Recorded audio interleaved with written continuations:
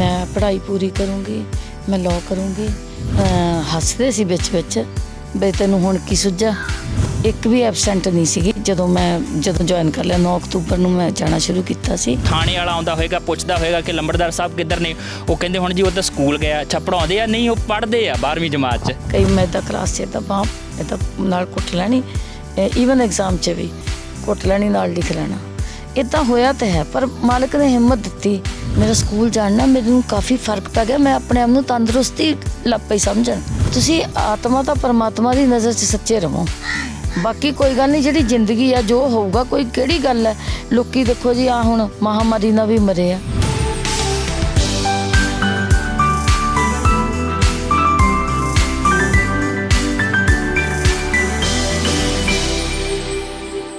ਬਾਰ੍ਹਵੀਂ ਜਮਾਤ ਦੇ ਨਤੀਜੇ ਐਲਾਨ ਦਿੱਤੇ ਗਏ ਆ। ਆਲੇ ਦੁਆਲੇ ਤੁਹਾਨੂੰ ਬਹੁਤ ਸਾਰੀਆਂ ਤਸਵੀਰਾਂ ਨਜ਼ਰ ਆ ਜਾਣਗੀਆਂ। ਬੱਚਿਆਂ ਦੇ ਮਾਪੇ ਖੁਸ਼ੀ ਮਨਾ ਰਹੇ ਆ, ਲੱਡੂ ਵੰਡ ਰਹੇ ਆ, ਬੱਚੇ ਨੱਚ ਗਾ ਰਹੇ ਆ। ਜਿਨ੍ਹਾਂ ਨੇ ਕਿਸੇ ਨੇ ਪਹਿਲੀ ਪੋਜੀਸ਼ਨ ਹਾਸਲ ਕੀਤੀ, ਕਿਸੇ ਨੇ ਦੂਸਰੀ, ਕਿਸੇ ਨੇ ਤੀਸਰੀ। ਪਰ ਇਹਨਾਂ ਨਤੀਜਿਆਂ ਦੇ ਵਿੱਚ ਇੱਕ ਅਲੱਗਾ ਨਤੀਜਾ ਵੀ ਹੈ, ਇੱਕ ਵੱਖਰਾ ਨਤੀਜਾ ਵੀ ਹੈ। ਉਹ ਨਤੀਜਾ ਹੈ ਇੱਕ 56 ਸਾਲ ਦੀ ਔਰਤ ਨੇ 12ਵੀਂ ਜਮਾਤ ਦੇ ਪੇਪਰ ਦਿੱਤੇ ਅਤੇ 12ਵੀਂ ਜਮਾਤ ਨੂੰ ਪਾਸ ਵੀ ਕੀਤਾ। ਉਹ 12ਵੀਂ ਜਮਾਤ 56 ਸਾਲ ਦੇ ਵਿੱਚ ਜਾ ਕੇ ਕਰਨ ਦੀ ਕੀ ਲੋੜ ਪਈ, ਅਤੇ ਉਸ ਪ੍ਰਾਪਤੀ ਤੋਂ ਬਾਅਦ ਹੁਣ ਸਥਿਤੀਆਂ ਕਿੱਦਾਂ ਦੀਆਂ, ਅੱਗੇ ਕੀ ਕਰਨਾ ਆ। ਉਹ 12ਵੀਂ ਜਮਾਤ 56 ਸਾਲ ਦੀ ਉਮਰ ਦੇ ਵਿੱਚ ਪਾਸ ਕਰਨ ਵਾਲੀ ਮਨਜੀਤ ਕੌਰ ਇਸ ਵੇਲੇ ਸਾਡੇ ਨਾਲ ਮੌਜੂਦ ਹੈ। ਹੁਸ਼ਿਆਰਪੁਰ ਦੇ ਪਿੰਡ ਬੋਹਾਣ ਦੇ ਵਿੱਚ ਅਸੀਂ ਆਏ ਹੋਏ ਹਾਂ। ਅੰਬ ਦੀ ਠੰਡੀ ਠੰਡੀ ਛਾਂ ਆ ਅਤੇ ਖੇਤਾਂ ਦੇ ਵਿੱਚ ਬੈਠੇ ਹਾਂ। ਮਨਜੀਤ ਕੌਰ ਹੋਰੀ ਸਾਡੇ ਨਾਲ ਨੇ। ਸਭ ਤੋਂ ਪਹਿਲਾਂ ਮਨਜੀਤ ਕੌਰ ਜੀ, ਜੀ ਆਇਆਂ ਕਹਿੰਦੇ TV ਪੰਜਾਬ 'ਤੇ ਤੁਹਾਨੂੰ। ਧੰਨਵਾਦ ਜੀ, ਸਤਿ ਸ਼੍ਰੀ ਅਕਾਲ। ਮਨਜੀਤ ਕੌਰ ਜੀ, ਇਹ ਉਹ ਉਮਰ ਆ ਜਦੋਂ ਅਸੀਂ ਆਪਣੇ ਬੱਚਿਆਂ ਨੂੰ, ਪੋਤੇ ਪੋਤੀਆਂ, ਦੋਹਤਿਆਂ ਨੂੰ, ਉਹਨਾਂ ਨੂੰ ਪੜ੍ਹਾਉਂਦੇ ਆ, ਉਹਨਾਂ ਦੇ ਨਤੀਜੇ ਦੇਖਦੇ, ਉਹਨਾਂ ਦੇ ਨਾਂ ਦੇ ਪਾਸ ਹੋਇਆਂ ਦੇ ਲੱਡੂ ਵੰਡਦੇ ਆ, ਆਂਢੀਆਂ ਗੁਆਂਢੀਆਂ ਨੂੰ ਮੁਬਾਰਕਾਂ ਦਿੰਦੇ ਆ, ਮੁਬਾਰਕਾਂ ਲੈਂਦੇ ਆ। ਕੀ ਸੁੱਝਿਆ ਕਿ ਇਸ ਉਮਰ ਦੇ ਵਿੱਚ ਜਾ ਕੇ ਸੋਚਿਆ, ਵੈਸੇ ਉਮਰ ਨਹੀਂ ਹੁੰਦੀ ਪੜ੍ਹਨ ਦੀ ਕੋਈ ਵੀ, ਪਰ ਬਾਵਜੂਦ ਇਸ ਦੇ ਸਵਾਲ ਬਣਦਾ ਹੈ ਕਿ 56 ਸਾਲ ਦੀ ਉਮਰ ਦੇ ਵਿੱਚ ਜਾ ਕੇ ਕਿਉਂ +2 ਕਰਨ ਦਾ ਮਨ ਬਣਿਆ? ਵੈਸੇ ਹੀ ਕੀਤੀ ਹੈ ਜਾਂ ਕੁਝ ਕਾਰਨ ਖਾਸ ਸੀਗੇ? ਦੇਖੋ ਜੀ, ਕਾਰਨ ਤਾਂ ਖਾਸ ਬਣ ਗਿਆ ਜੀ, ਕਿਉਂਕਿ ਮੈਂ ਮੈਟ੍ਰਿਕ ਕੀਤੀ ਸੀ। ਸਾਡੀ ਵਾਰੀ ਪ੍ਰੈਪ ਹੁੰਦੀ ਸੀਗੀ ਜੀ, ਅਤੇ ਮੈਰਿਜ ਹੋ ਗਈ, ਅਰਲੀ ਮੈਰਿਜ ਹੋ ਗਈ। ਜੀ, 1.25 ਲੱਖ ਹੀ ਸੀ ਘਰ 'ਚ, ਮੇਰੀ ਵਾਰੀ ਆ ਗਈ ਛੇਤੀ।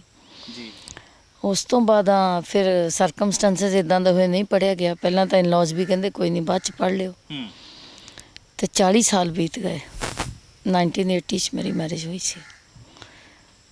ਫਿਰ ਮੈਂ ਜਿੱਦਾਂ ਲੰਬੜਦਾਰ ਹਾਂ, ਲੰਬੜਦਾਰ ਮੈਨੂੰ ਜਾਣਾ ਪੈਂਦਾ ਕੋਰਟ ਕਚਹਿਰੀਆਂ 'ਚ, ਤਹਿਸੀਲੇ।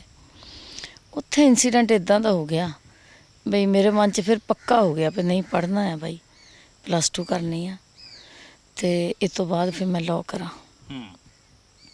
ਅਤੇ ਬਸ ਇਹੀ ਬਣਿਆ ਸਬਬ। 56 ਸਾਲ ਦੀ ਉਮਰ ਦੇ ਵਿੱਚ ਸੱਟ ਫੇਟ ਤੋਂ ਬੰਦਾ ਬਹੁਤ ਡਰਦਾ ਆ, ਅਤੇ ਤੁਸੀਂ ਮਨ 'ਤੇ ਹੀ ਉਹ ਫੇਟ ਲੈ ਲਈ ਕਿ ਕੁਝ ਇੱਦਾਂ ਦਾ ਵਾਪਰਿਆ ਕਚਹਿਰੀਆਂ ਦੇ ਵਿੱਚ। ਤੁਸੀਂ ਕਿਹਾ ਕਿ ਨਹੀਂ, +2 ਵੀ ਕਰਨੀ ਆ, ਲੌ ਵੀ ਕਰਨਾ, ਅਤੇ ਲੌ ਪੜ੍ਹ ਕੇ ਜਿਨ੍ਹਾਂ ਦਾ ਕਾਰਨਾਂ ਕਰਕੇ ਮੈਨੂੰ ਸੱਟ ਵੱਜੀ ਆ ਜਾਂ ਮੇਰੇ ਠੇਸ ਪਹੁੰਚੀ ਆ, ਉਹ ਸਾਰੇ ਭਰਮ ਭੁਲੇਖੇ ਲੋਕਾਂ ਦੇ ਦੂਰ ਕਰ ਦੇਣੇ ਆ। ਉਹ ਕਿੱਦਾਂ ਦਾ ਠੇਡਾ ਸੀ, ਕਿੱਦਾਂ ਦੀ ਸੱਟ ਲੱਗੀ ਸੀ? ਕੁਝ ਕਾਨੂੰਨੀ ਨੁਕਤਿਆਂ ਨੂੰ ਲੈ ਕੇ ਵਾਪਰਿਆ ਸੀ ਜਾਂ ਕਿਸੇ ਨੇ ਵੈਸੇ ਹੀ ਮਿਹਣਾ ਮਾਰ ਦਿੱਤਾ ਸੀ? ਮਿਹਣਾ ਮੈਨੂੰ ਤਾਂ ਨਹੀਂ ਮਾਰਿਆ ਕਿਸੇ ਨੇ, ਲੇਕਿਨ ਜਿੱਦਾਂ ਹੁਣ ਬਾਕੀ ਸਾਰੇ ਆਉਂਦੇ ਆ ਕੋਰਟ 'ਚ, ਕਿਸੇ ਦੀ ਤਰੀਕ ਹੁੰਦੀ ਆ, ਆਮ ਤੌਰ 'ਤੇ ਲੋਕ ਤਰੀਕਾਂ ਭੁਗਤਣ ਹੀ ਆਉਂਦੇ ਆ। ਇੱਦਾਂ ਹੀ ਇੱਕ ਬਾਬਾ ਜੀ ਆਏ ਹੋਏ ਸੀ ਉੱਥੇ। ਅੱਛਾ ਜੀ। ਅਤੇ ਉਹਨਾਂ ਦੀ ਹਾਲਤ ਇੱਦਾਂ ਦੀ ਸੀਗੀ ਬਈ ਚੁੰਨੀ ਬੰਨੀ ਹੋ ਸਿਰ 'ਤੇ, ਪਰਨਾ ਪਟਕਾ ਵੀ। ਉਹ ਬੈਠੇ ਤਾਂ ਹੁਣ ਮੈਂ ਐਜ਼ ਏ ਲੰਬੜਦਾਰ ਗਈ ਹੋਈ ਸੀ, ਚਲੋ ਸਾਨੂੰ ਕੁਰਸੀ ਮਿਲ ਹੀ ਜਾਂਦੀ ਆ ਜੀ। ਅਤੇ ਮੇਰਾ ਖਿਆਲ ਉਹਨਾਂ ਨੇ ਜੋ ਮੈਂ ਗੈਸ ਕੀਤਾ, ਕੁਛ ਪੁੱਛਿਆ ਹੋਣਾ ਆਪਣੀ ਤਰੀਕ ਬਾਰੇ ਜਾਂ ਕੁਛ ਪੁੱਛਿਆ, ਉਹ ਨਹੀਂ ਮੈਨੂੰ ਸੁਣਿਆ। ਮੈਨੂੰ ਮੁਨਸ਼ੀ ਦੀ ਆਵਾਜ਼ ਸੁਣੀ ਜਿਨ੍ਹਾਂ ਨੇ ਕਿਹਾ ਵੀ ਬਾਬਾ ਉੱਥੇ ਬਹਿ ਜਾ, ਬਾਹਰ ਜਾ ਕੇ, ਜਦ ਤੇਰੀ ਵਾਰੀ ਆਊਗੀ ਤੈਨੂੰ ਬਾਰੀ। ਉਹ ਵਿਚਾਰੇ ਖਰੇ ਘਰੋਂ ਪਰੇਸ਼ਾਨ ਹੋ ਸੀਗੇ ਜਾਂ ਜੋ ਵੀ ਸੀ ਹਾਲਤ ਤੋਂ, ਬਸ ਇੱਕ ਹੰਝੂ ਨਹੀਂ ਸੀ ਉਸ ਬੰਦੇ ਦੀਆਂ ਅੱਖਾਂ 'ਚ ਉਸ ਵੇਲੇ। ਬਹੁਤ ਦੁਖੀ ਸੀ। ਮੈਂ ਫਿਰ ਉੱਠੀ, ਉੱਥੋਂ ਉੱਠ ਕੇ ਮੈਂ ਕਿਹਾ ਚਲੋ ਬਾਬਾ ਜੀ ਆਪਾਂ ਚਾਹ ਚੂ ਪੀਂਦੇ ਹਾਂ। ਉੱਧਰ ਨੂੰ ਚਲੇ ਗਏ ਸੀ। ਆਮ ਤੌਰ 'ਤੇ ਮੈਂ ਬਾਹਰ ਖਾਂਦੀ ਨਹੀਂ, ਪਰ ਉਸ ਦਿਨ ਮੈਂ ਚਾਹ ਵੀ ਲਈ, ਬਰੈਡ ਪਕੌੜੇ ਜਿਹੇ ਵੀ ਲੈ ਲਏ, ਜੋ ਸੀਗਾ ਉੱਥੇ ਇੱਦਾਂ ਦੀਆਂ ਚੀਜ਼ਾਂ ਹੀ। ਫਿਰ ਮੈਂ ਕਿਹਾ ਉਹਨਾਂ ਨੂੰ, ਮੈਂ ਕਿਹਾ ਕੋਈ ਨਹੀਂ, ਇੱਦਾਂ ਕਈ ਕੁਛ ਹੁੰਦਾ। ਮੇਰੇ ਫਾਦਰ ਸਾਹਿਬ ਵੀ ਆਉਂਦੇ ਹੁੰਦੇ ਸੀ, ਕੋਰਟ ਕਚਹਿਰੀਆਂ 'ਚ ਇੱਦਾਂ ਹੀ ਧੱਕੇ ਹੀ ਖਾਣੇ ਪੈਂਦੇ ਆ। ਜੀ ਪਰ ਉਸ ਵੇਲੇ ਮੈਂ ਸੋਚਿਆ ਵੀ ਜੇ ਮੈਂ ਹੁੰਦੀ ਐਡਵੋਕੇਟ, ਤੇ ਬਸ ਉਹੀ ਪਲ ਸੀਗਾ। ਉਸ ਵੇਲੇ ਮੈਂ ਸੋਚਿਆ ਕਿ ਨਹੀਂ, ਮੈਂ ਪੜ੍ਹਾਈ ਪੂਰੀ ਕਰੂੰਗੀ, ਮੈਂ ਲਾਅ ਕਰੂੰਗੀ, ਘੱਟੋ ਘੱਟ ਮੈਂ ਇੱਦਾਂ ਦੇ ਜਿਹੜੇ ਇਨਸਾਨ ਆ ਉਹਨਾਂ ਲਈ ਕੁਝ ਕਰ ਸਕਾਂ, ਉਹਨਾਂ ਦੀ ਮਦਦ ਕਰ ਸਕਾਂ। ਕਈ ਵਿਚਾਰੇ ਫੀਸੇ ਨਹੀਂ ਦੇ ਸਕਦੇ, ਮੈਂ ਮੱਤੜ ਮੇਰੇ ਵਰਗੇ। ਇਹ ਬੜੀ ਅਲੋਕੈਰ ਗੱਲ ਆ। ਤੁਹਾਨੂੰ ਕੋਈ ਮਿਹਣਾ ਵੱਜਦਾ ਤੇ ਉਸ ਮਿਹਣੇ ਦੇ ਵਿੱਚੋਂ, ਖੁੰਦਕ ਦੇ ਵਿੱਚੋਂ ਬਹੁਤ ਸਾਰੀਆਂ ਚੀਜ਼ਾਂ ਨਿਕਲ ਆਉਂਦੀਆਂ, ਬਹੁਤ ਕੁਝ ਹਾਸਲ ਕਰ ਲੈਂਦੇ ਹੋ। ਜੇ ਕਿਸੇ ਦੇ ਹੰਝੂ ਨੂੰ ਆਪਣੀਆਂ ਅੱਖਾਂ ਦੇ ਵਿੱਚ ਪਾ ਲੈਂਦੇ ਆ ਨਾ, ਮੈਨੂੰ ਲੱਗਦਾ ਕਿ ਇਹਦਾ ਸਿੱਧਾ ਮਾਇਨਾ ਇਹ ਨਿਕਲਦਾ ਕਿ ਤੁਹਾਡੇ ਅੰਦਰ ਉਹ ਮਨੁੱਖਤਾ, ਇਨਸਾਨੀਅਤ, ਜਿਹੜਾ ਅੱਜ ਕੱਲ੍ਹ ਲੱਗਦਾ ਕਿ ਉਹ ਪੰਛੀ ਗਾਇਬ ਹੀ ਹੋ ਗਿਆ ਲੋਕਾਂ ਦੇ ਵਿੱਚੋਂ, ਉਹ ਅਜੇ ਕਿਤੇ ਨਾ ਕਿਤੇ ਫੜਫੜਾਉਂਦਾ ਹੈਗਾ। ਤੁਹਾਨੂੰ ਲੋਕਾਂ ਦੇ ਦੁੱਖ ਦਾ ਦੁੱਖ ਹੈਗਾ ਆ। ਇਸੇ ਕਰਕੇ ਤੁਸੀਂ ਜਿਹੜਾ ਇਸ ਉਮਰ ਦੇ ਵਿੱਚ ਜਾ ਕੇ ਜਿਹੜੀ ਉਹ 12ਵੀਂ ਜਮਾਤ ਪਾਸ ਕੀਤੀ। ਜਦੋਂ 12ਵੀਂ ਜਮਾਤ ਦੇ ਲਈ ਦਾਖਲਾ ਲਿਆ, ਪੜ੍ਹਾਈ ਕੀਤੀ, ਉਸ ਸਮੇਂ ਰਿਸ਼ਤੇਦਾਰਾਂ ਨੇ, ਆਂਢੀਆਂ ਗੁਆਂਢੀਆਂ ਨੇ, ਪਰਿਵਾਰ ਦੇ ਮੈਂਬਰਾਂ ਨੇ ਕੋਈ ਇਦਾਂ ਦੀ ਗੱਲ ਕੀਤੀ ਸੀ ਕਿ ਹੁਣ ਛੱਡੋ, ਤੁਸੀਂ ਲੰਬੜਦਾਰ ਵੀ ਬਣ ਗਏ, ਕੀ ਲੋੜ ਹੈ ਇਹ ਸਾਰਾ ਕੁਝ ਕਰਨ ਦੀ? ਹੱਸਦੇ ਸੀ ਵਿੱਚ ਵਿੱਚ, ਬਈ ਤੈਨੂੰ ਹੁਣ ਕੀ ਸੁੱਝਾ। ਕਲਾਸ 'ਚ ਵੀ ਬੱਚੇ ਮੈਨੂੰ ਪੁੱਛਦੇ ਸੀ ਤੁਸੀਂ ਬਾਹਰ ਜਾਣਾ, ਆਈਲਟਸ ਕਰਨੀ ਆ। ਫਿਰ ਮੈਂ ਇੱਕ ਦਿਨ ਫੋਟੋ 10ਵੀਂ ਵਾਲੀ ਲੈ ਕੇ ਗਈ ਆਪਣੀ। ਮੈਂ ਕਿਹਾ ਦੇਖ ਲਓ ਬਈ ਹੁਣ 80 'ਚ ਮੇਰਾ ਵਿਆਹ ਹੋਇਆ, 79 ਵਾਲੀ ਮੇਰੀ ਫੋਟੋ ਸੀਗੀ। ਬਈ ਮੈਂ ਤਾਂ ਹੁਣ ਕਹਿ ਲਓ ਚਾਰੇ ਦਿਸ਼ਾਵਾਂ ਘੁੰਮ ਲਈਆਂ, ਵਰਲਡ ਟੂਰ ਹੀ ਤਕਰੀਬਨ ਸਾਰੇ ਘੁੰਮ ਲਿਆ। ਅਤੇ ਵੀ ਮੈਂ ਤਾਂ ਪੜ੍ਹਨਾ ਮੇਰਾ ਹੋਰ ਮਕਸਦ ਹੈ।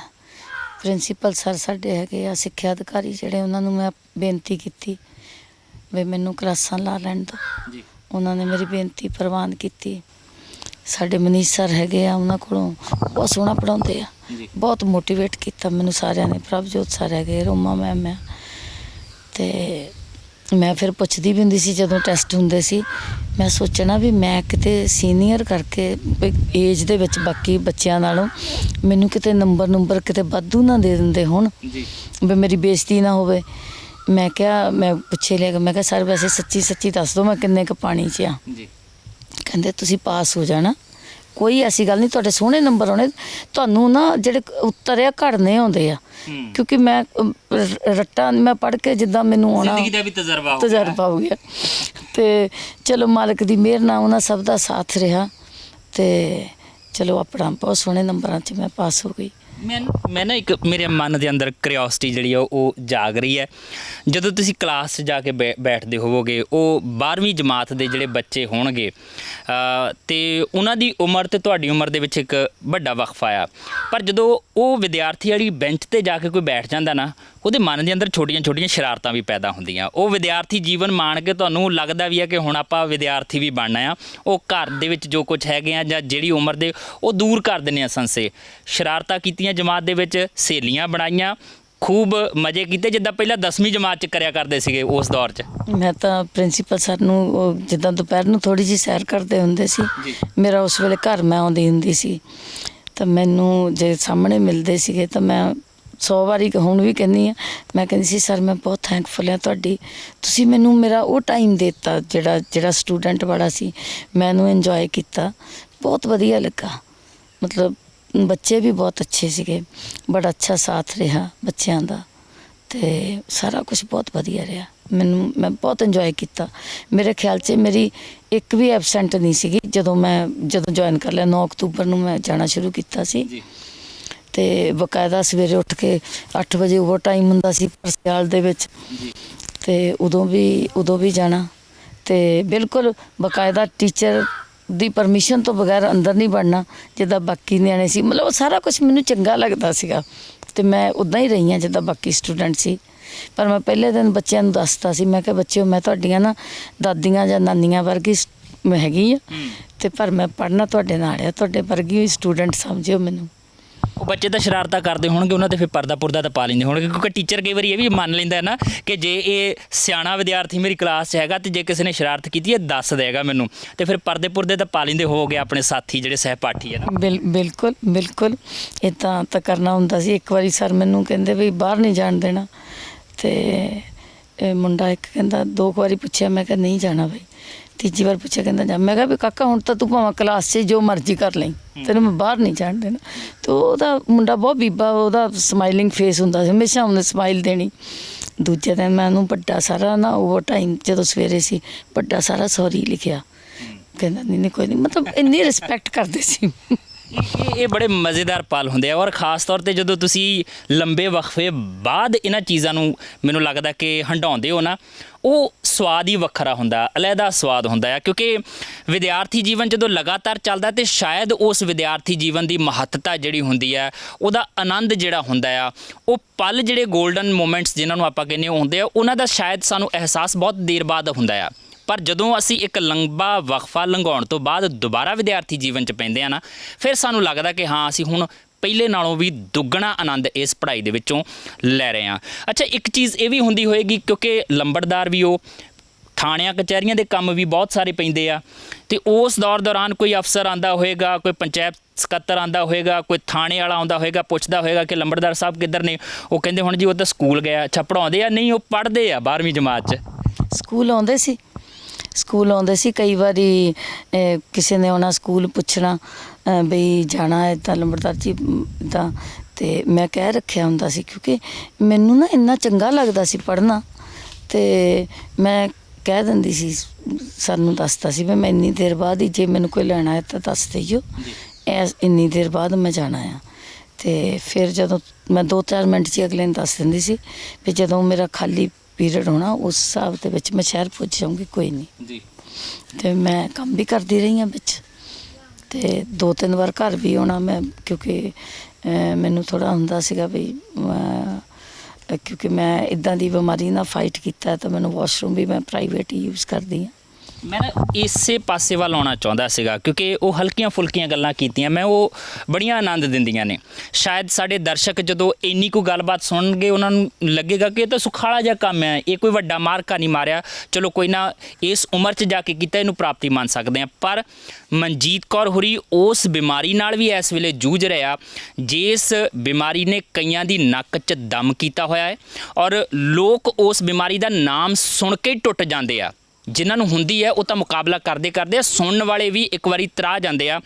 ਕੈਂਸਰ ਵਰਗੀ ਨਾਮੁਰਾਦ ਬਿਮਾਰੀ ਨਾਲ ਤੁਸੀਂ ਜੂਝ ਰਹੇ ਹੋ, ਉਹ ਇੱਕ ਪਾਸੇ ਬਿਮਾਰੀ, ਦੂਜੇ ਪਾਸੇ ਤੁਹਾਡੀ ਉਮਰ, ਤੀਜੇ ਪਾਸੇ ਲੰਬੜਦਾਰ ਵਾਲਾ ਜਿਹੜਾ ਆ ਉਹ ਅਹੁਦਾ ਆ ਤੁਹਾਡੇ ਕੋਲ। ਇਹ ਸਾਰੀਆਂ ਚੀਜ਼ਾਂ ਨੂੰ, ਕਿਉਂਕਿ ਪਰਿਵਾਰ ਵੀ ਉਹਦੇ ਨਾਲ ਆਣ ਕੇ ਬੈਠ ਜਾਂਦਾ, ਪਰਿਵਾਰ ਨੂੰ ਵੀ ਤੁਸੀਂ ਸਾਂਭਣਾ ਹੋਏਗਾ, ਉਹ ਸਾਰੀਆਂ ਜ਼ਿੰਮੇਵਾਰੀਆਂ ਕਿੱਦਾਂ ਇੱਕ ਵੇਲੇ ਸਾਰੀਆਂ ਨਿਪਟਾ ਲੈਂਦੇ ਸੀਗੇ, ਨਿਭਾ ਲੈਂਦੇ ਸੀਗੇ?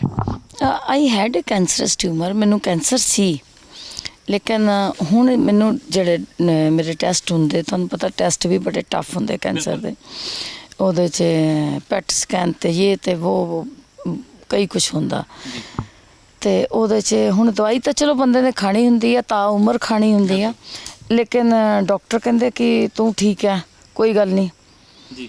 ਤੇ ਮੇਰੇ ਨਜ਼ਰ ਦੇ ਵਿੱਚ ਜਿਹੜੇ ਨਾ ਅੱਜ ਕੱਲ੍ਹ ਜਿਹਨੂੰ ਪੁੱਛੋ ਕਿਸੇ ਨੂੰ ਡਾਇਬਟੀਜ਼ ਜਾਂ ਕਿਸੇ ਨੂੰ ਕੁਛ ਆ, ਮੈਂ ਇੰਨੀ ਕੀ ਪਰਿਭਾਸ਼ਾ ਰੱਖੀ ਹੋ ਆ ਤੰਦਰੁਸਤ ਆ ਬਿਮਾਰ ਦੀ, ਜਿਹੜਾ ਮੰਜੇ ਤੇ ਪੈ ਗਿਆ ਉਹ ਬਿਮਾਰ ਹੈ, ਜਿਹੜਾ ਤੁਰਦਾ ਫਿਰਦਾ ਤੰਦਰੁਸਤ ਆ।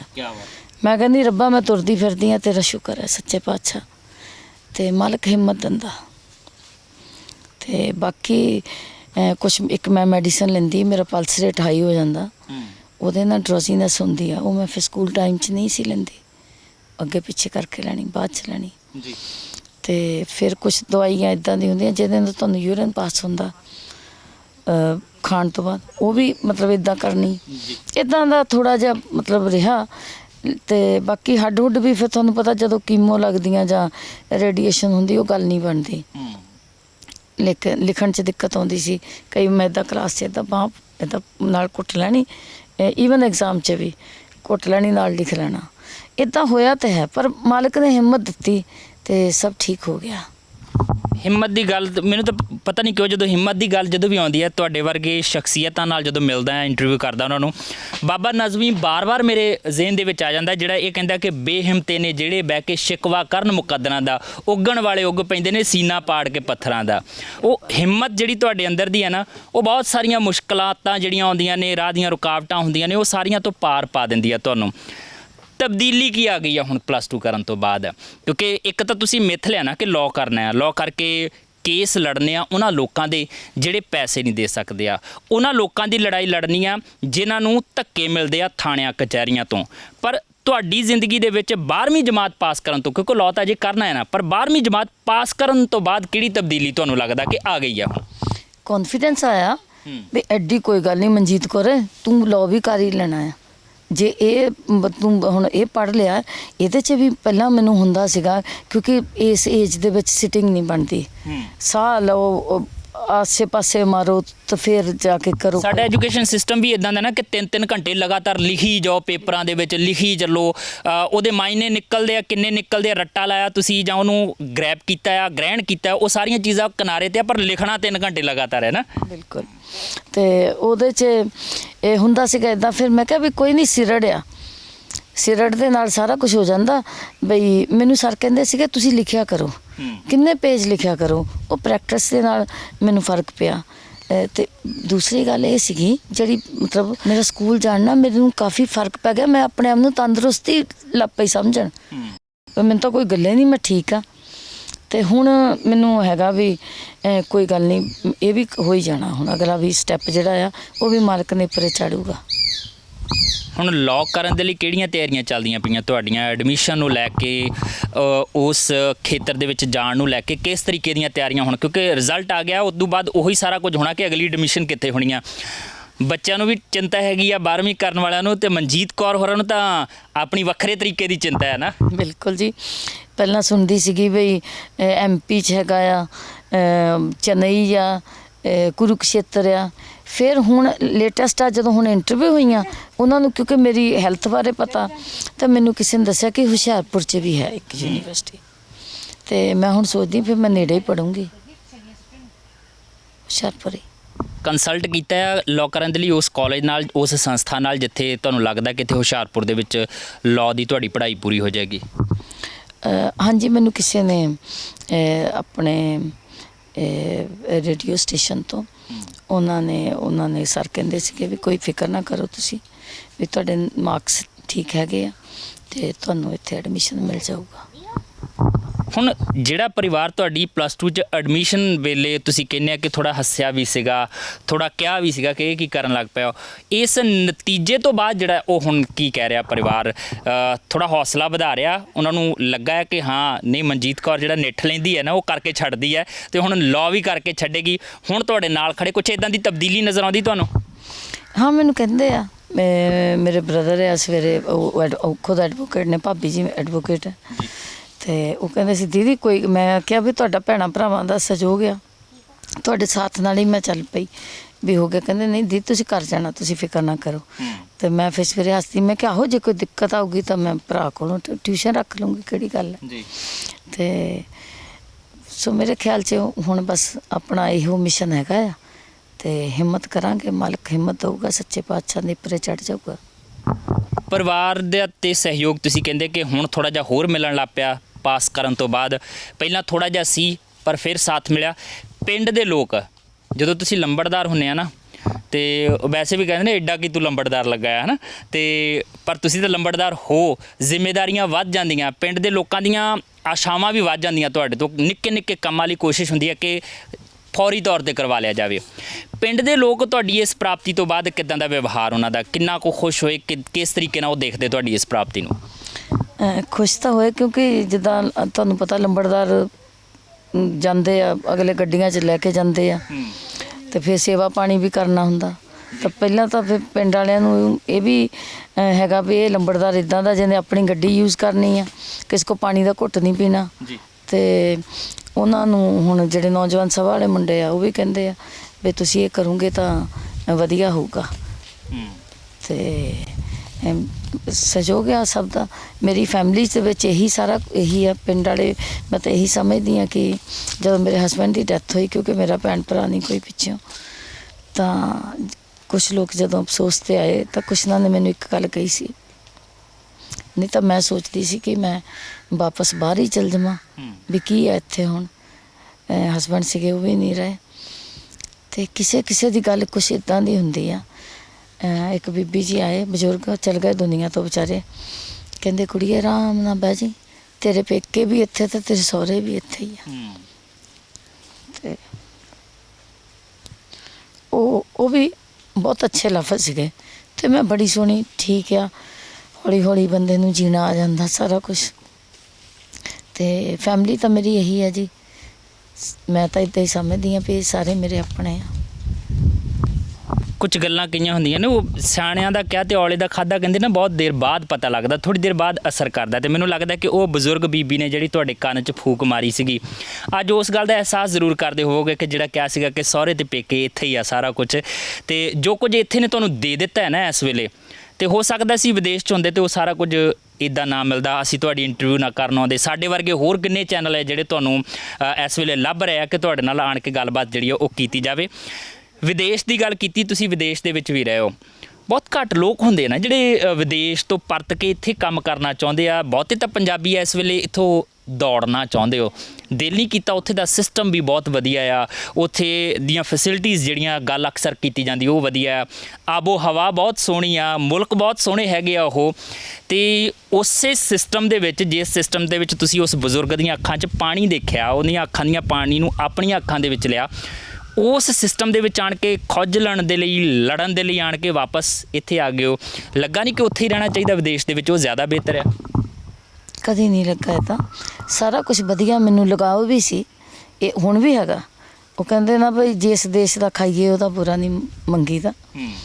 ਰੋਜੀ ਰੋਟੀ ਦਿੱਤੀ ਆ, ਸਭ ਕੁਝ ਆ। ਮੇਰਾ ਟ੍ਰੀਟਮੈਂਟ ਵੀ ਉੱਥੇ ਫ੍ਰੀ ਹੋਇਆ, ਇੱਥੇ ਹੁੰਦੇ ਤਾਂ ਹੁਣ ਤੱਕ ਹੱਡੀਆਂ ਵੀ ਨਹੀਂ ਲੱਭਣੀਆਂ ਸੀ ਜੀ।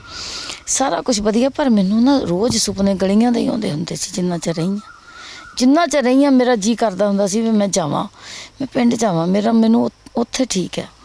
ਫਿਰ ਮੇਰੇ ਹਸਬੈਂਡ ਵੀ ਸਿੱਖ ਹੋ ਗਏ ਤੇ ਫਿਰ ਮੈਂ ਵੀ ਸਿੱਖ ਹੋ ਗਈ ਸੀ। ਜਦੋਂ ਸਿੱਖ ਹੋ ਜਾਂਦਾ ਫਿਰ ਬੰਦੇ ਨੂੰ ਉਨੀ ਹੀ ਤਨਖਾਹ ਮਿਲਦੀ ਆ ਵਾਜਬ ਜੀ, ਤੇ ਨਾ ਤੁਸੀਂ ਓਵਰ ਟਾਈਮ ਕਰ ਸਕਦੇ ਨਾ ਕੁਛ। ਫਿਰ ਵੀ ਮੈਂ ਕਿਸੇ ਤਰ੍ਹਾਂ ਕੀਤਾ, ਮੈਂ ਬੇਬੀ ਸਿਟਿੰਗ ਨਾਲ ਕੀਤੀ ਵੀ, ਕਿਉਂਕਿ ਮੇਰੇ ਹਸਬੈਂਡ ਦਾ ਜਿਹੜਾ ਟ੍ਰੀਟਮੈਂਟ ਸੀ ਪ੍ਰਾਈਵੇਟ ਸੀ ਇੱਥੇ ਪਟੇਲ 'ਚ, ਤਾਂ ਡਾਇਲਸਿਸ ਤੇ ਤੁਹਾਨੂੰ ਪਤਾ ਮਹੀਨੇ ਦਾ ਬਹੁਤ ਪੈਸਾ ਲੱਗਦਾ ਸੀਗਾ। ਫਿਰ ਜਦੋਂ ਉਹਨਾਂ ਦੀ ਡੈਥ ਹੋ ਗਈ, ਅਸੀਂ ਇਕੱਠੇ ਰਹੇ ਇੱਥੇ। ਫਿਰ ਮੈਨੂੰ ਡਾਕਟਰ ਨੇ ਕਿਹਾ ਸੀਗਾ ਤੂੰ ਕਰ ਸਕਦੀ ਟਰੈਵਲ। ਫਿਰ ਜਦੋਂ ਉਹ ਨਹੀਂ ਰਹੇ, ਫਿਰ ਮੇਰਾ ਮਤਲਬ ਮਨ 'ਚ ਹੋਇਆ ਵੀ ਹੁਣ ਕੀ ਆ, ਕਿੱਦਾਂ ਕਰਾਂ, ਚਲੇ ਹੀ ਜਾਵਾਂ, ਟਾਈਮ ਹੀ ਪਾਸ ਕਰਨਾ, ਇੱਥੇ ਆ ਜਾਂ ਉੱਥੇ ਆ। ਤੇ ਫਿਰ ਬਸ ਉਹ ਬੀਬੀ ਦੀ ਗੱਲ ਜਿਹੜੀ ਸੀ ਉਹ ਵੀ ਦਿਮਾਗ 'ਚ ਰਹੀ। ਫਿਰ ਮੈਂ ਕਿਹਾ ਮਨਾ, ਖਾਣੀਆਂ ਤਾਂ 2 ਰੋਟੀਆਂ ਹੀ ਆ, ਸਾਰਾ ਕੁਝ ਵਧੀਆ ਆ, ਤੇ ਆਪਣੇ ਕੰਟਰੀ 'ਚ ਕਿਉਂ ਨਹੀਂ ਰਹਿਣਾ। ਬਾਬੇ ਤਾਂ ਗਦਰੀ ਬਾਬੇ ਤਾਂ ਸਾਰਾ ਕੁਝ ਛੱਡ ਕੇ ਆ ਗਏ ਸੀਗੇ। ਇੱਦਾਂ ਦੀਆਂ ਗੱਲਾਂ ਦਿਮਾਗ 'ਚ ਬਹੁਤ ਆਈਆਂ, ਕਿਉਂਕਿ ਉਹ ਵੀ ਹਿਸਟਰੀ ਪੜ੍ਹੀ ਸੀ ਮੈਂ ਕਾਲੇ ਪਾਣੀ ਦੀ। ਪਰ ਮਨਜੀਤ ਕੌਰ ਤੈਨੂੰ ਤਾਂ ਕੋਈ ਦਿੱਕਤ ਨਹੀਂ ਹੈਗੀ, ਬੜਾ ਸੋਹਣਾ ਰੋਟੀ ਪਾਣੀ ਚੱਲਦਾ, ਆਰਾਮ ਨਾਲ ਟਿਕ, ਇੰਨਾ ਆ ਵੀ 4 ਸਾਲ ਘੱਟ ਜੀ ਲੈਂਗੀ ਉੱਥੇ ਨਾਲੋਂ, ਜਿੰਨੀਆਂ ਉੱਥੇ ਫੈਸਿਲਿਟੀਜ਼ ਆ, ਪਿਓਰ ਚੀਜ਼ 'ਚ ਆ, ਹਰੇਕ ਚੀਜ਼ ਆ, ਬੰਦੇ ਨੂੰ ਬੰਦਾ ਸਮਝਦੇ ਆ। ਪਰ ਇੱਥੇ ਮੇਰੇ ਆਪਣੇ ਲੋਕ ਆ, ਮੇਰੀ ਜੰਮਣ ਪਿਓ ਆ, ਮੈਨੂੰ ਪਿਆਰ ਆ। ਚੜ੍ਹਦੀ ਉਮਰੇ ਮੈਂ ਇਸ ਪਿੰਡ 'ਚ ਆ ਗਈ, ਮੈਨੂੰ ਇਹ ਵੀ ਮਤਲਬ ਆਪਣਾ ਲੱਗਦਾ, ਸੋ ਚੰਗਾ ਲੱਗਦਾ ਇੱਥੇ, ਮੈਨੂੰ ਬਹੁਤ ਵਧੀਆ ਲੱਗਦਾ।